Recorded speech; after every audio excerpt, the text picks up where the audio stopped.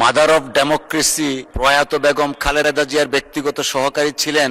আপনার অনেক ধরনের স্মৃতি আছে, অভিজ্ঞতা আছে, এগুলা শুনলে হয়তো সংসদ থেকেও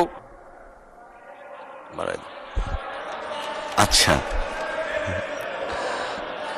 আচ্ছা ঠিক আছে, পুরা সংসদে শুনতে চান? আচ্ছা,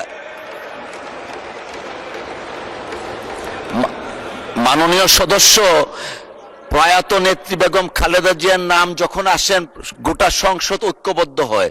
গোটা সংসদের পক্ষ থেকে আবেদন আসছে, আরো 5 মিনিট সময় দেয়া হলো আপনাকে। অসংখ্য ধন্যবাদ। 5 মিনিট। এই ফ্যাসিবাদের এই সময়ে 3.5 বছর আমাকে কারাগারে সময় কেটেছে। শত জুলুম আর অত্যাচারেও আমরা অসীম দৃঢ়তা নিয়ে দেশ এবং মানুষের অধিকারের পক্ষে দাঁড়িয়েছিলাম, গণতন্ত্রের পক্ষে দাঁড়িয়েছিলেন। দেশের ভিতরে খালেদা জিয়া ছিলেন জাতীয় ঐক্যের প্রতীক, প্রবাসে তারেক রহমান রণাঙ্গনের লড়াইয়ের প্রতিটা সত্ত্বে সত্ত্বে নেতৃত্ব দিয়েছেন। আমি আবারও আপনার কাছে নিয়ে আসতে চাই, বাংলাদেশের এই চলমান রাজনৈতিক আন্দোলন, ছাত্র আন্দোলনকে যদি যৌক্তিক লক্ষ্যে নিয়ে যেতে হয়, উনি নির্দেশ দিলেন শ্রমিক শ্রেণী এবং গরিব মানুষকে যদি অকাতরে জীবন এবং সংগ্রামে যদি উদ্বুদ্ধ করতে না পারেন, তাহলে এই সংগ্রাম সফল হবে না। বাংলাদেশ বহুদিনের জন্য অবরুদ্ধ হবে ফ্যাসিবাদের কোয়ারে। আমরা দলে দলে শ্রমিক শ্রেণীকে উদ্বুদ্ধ করেছিলাম। শ্রমিক শ্রেণী অকাতরে জীবন দিয়েছিলেন। যে 2 সহস্রাধিক মানুষের জীবন দেওয়ার কথা বলা হয়, এর মধ্যে 70% বাংলাদেশের শ্রমিক শ্রেণী গরিব মানুষ। আমি একটা সরকারের স্ট্যাটিস্টিক্স আপনার কাছে তুলে ধরতে চাই।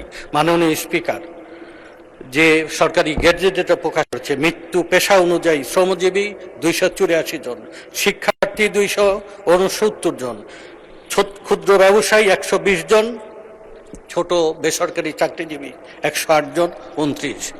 70-এর অধিক সংখ্যক এই গরিব মানুষ এই জীবন দিয়েছিলেন।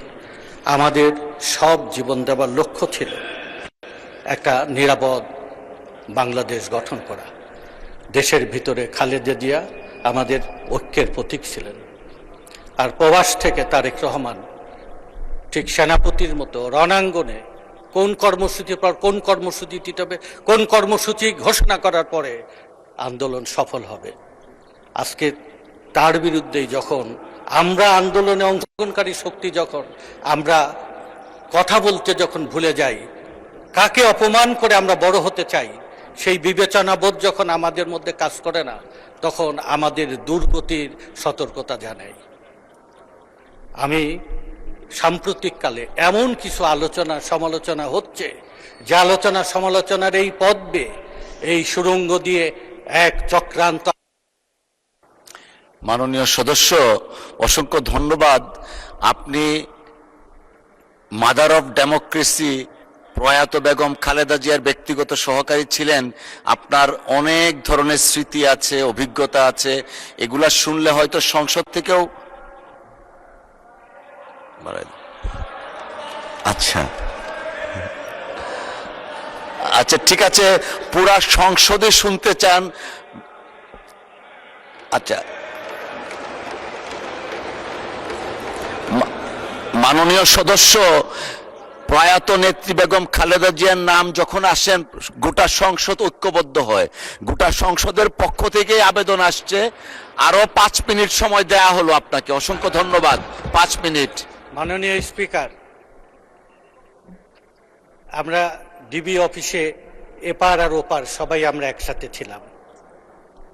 সেদিনের এই ডিবি অফিসের যে করুণ এবং ভীতিকর দৃশ্য, এই দৃশ্যের সাক্ষী আমরা সবাই।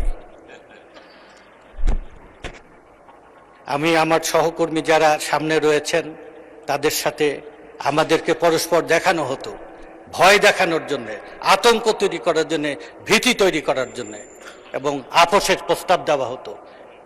আমাদের চোখের সামনে থেকে এখানে অনেক সদস্য রয়েছেন, মাননীয় মন্ত্রীরা রয়েছেন, বিরোধী দলীয় সদস্য রয়েছেন, আমার দিকে হাত তুলেছেন।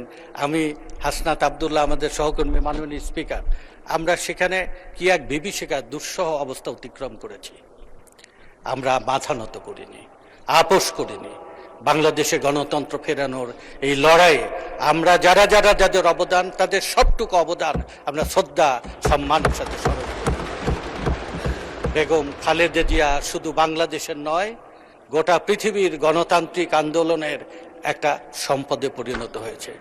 বেগম খালেদা জিয়াকে আমরা যথাযথ সম্মান না দিতে পারলেও যখনই বেগম খালেদা জিয়াকে স্বাধীনতা পুরস্কারে ভূষিত করেছিলেন, 16 তারিখের এই অনুষ্ঠানে যখন তার নাতনি জাইমা রহমান সেই তার সম্মানটা গ্রহণ করেন, গোটা বাংলাদেশ এই চিত্রটা পরের দিন সবচেয়ে বেশি কমেন্ট হয়েছে, সবচেয়ে বেশি মন্তব্য করেছেন যে যথার্থ প্রতিনিধিত্ব হয়েছেন। মাননীয় স্পিকার, বাংলাদেশের ভাগ্য হতো শ্রমিক শ্রেণীকে নিয়ে আমি কাজ করেছি, জীবনে বহুবার মৃত্যুর মুখোমুখি হয়েছি।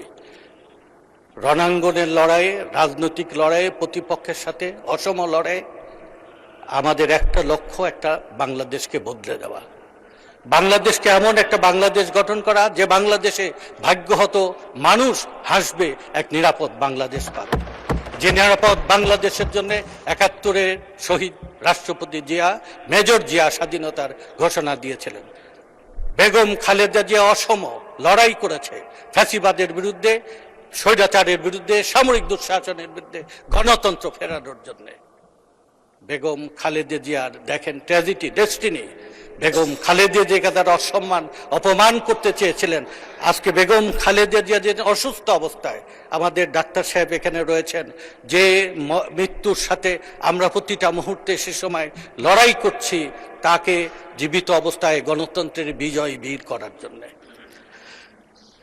ওনার সেই সময় জাতিসংঘ, আমেরিকা, ইউরোপিয়ান ইউনিয়ন, যেমন যারা তাকে অপমান করেছে, জীবনধর বিদ্ধ করেছে, তারা পর্যন্ত, এমনকি তাকে যে অপমান করার জন্য প্রতি মুহূর্তে ডাইনি বুড়ির মতো চেষ্টা করত, শেষ পর্যন্ত খালেদা জিয়ার প্রতি তারাও সম্মান প্রদর্শন করে। এইটাই ডেস্টিনি। যথার্থ সম্মান শুধু খালেদা জিয়া পায়নি, বাংলাদেশ পেয়েছে। বাংলাদেশ সার্বভৌম রাখার জন্য খালেদা জিয়া শুধু জীবনেই লড়াই করেনি, মরণেও লড়াই করছে। এই বাংলাদেশ সার্বভৌম থাকবে, এই বাংলাদেশ কারো কাছে পদোন্নত হবে না।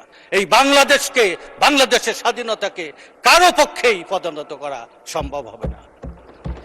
আমরা যে জাতীয়তাবাদে বিশ্বাস করি, আধুনিক বাংলাদেশ গঠনে বিশ্বাস করি, উন্নত বাংলাদেশ গঠনের জন্য আমরা বাংলাদেশ বদলে গেলে আমাদের অঞ্চল, নির্বাচন এলাকা সব বদলে যাবে। এই অঞ্চল, নির্বাচনী এলাকার পরেও আমি দুইটি বিষয় আপনার দৃষ্টি আকর্ষণ করব মাননীয় স্পিকার।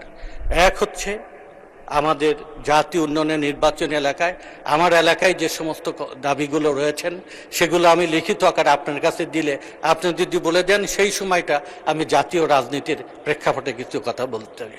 বাংলাদেশ যদি বদলাতে হয়, তাহলে বাংলাদেশের ভাগ্য হতো মানুষের অধিকার রাষ্ট্রীয়ভাবে নিশ্চিত করতে হবে, পক্ষ বিপক্ষ সবাইকে মিলে।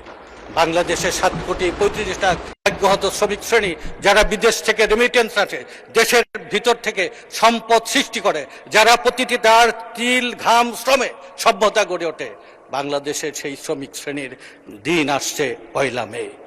সেই ১লা মে আমরা সবাই মিলে এমনভাবে উদযাপন করব যে বাংলাদেশ বিশ্ব দরবারে মাথা উঁচু করে যাবে। বাংলাদেশকে কারো পক্ষে আর দাবিয়ে রাখা সম্ভব না। ঐতিহাসিক বিবর্তনে এক সময়, যে সময় অটোমানরা কর্তৃত্ব করেছে, আফগানিস্তান যে গুরুত্ব পেয়েছে, ভৌগোলিক কারণে বাংলাদেশ এখন পৃথিবীর মধ্যে গুরুত্বপূর্ণ এই জনভূমি। এই জনভূমি আমরা নিরাপদ করে গড়ে তুলব। তারেক রহমানের নেতৃত্বে আমরা একটা উন্নত বাংলাদেশ গঠন করব। ধন্যবাদ মাননীয় সদস্য।